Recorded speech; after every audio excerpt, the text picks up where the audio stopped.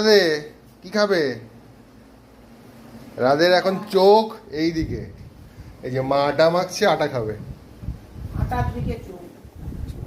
বলে স্টুপিড, আমাদেরকে বলে স্টুপিড। ওকে স্টুপিড শিখিয়েছি অন্য কাউকে বলার জন্য, আর ও খাবার চাইবে স্টুপিড স্টুপিড। হ্যাঁ, টুপিড স্টুপিড।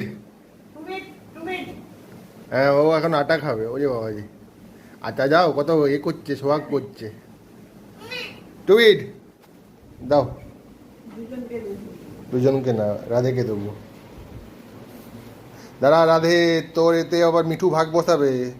খা, নিয়ে এবারে খাবে। মিঠু, এই নাও মিঠু দি, এটা আমার দিদি, আমার জন্মের আগে থেকে আছে। বললে কেউ বিশ্বাস করবে না। হ্যাঁ মা, 30 বছর বয়স ওর।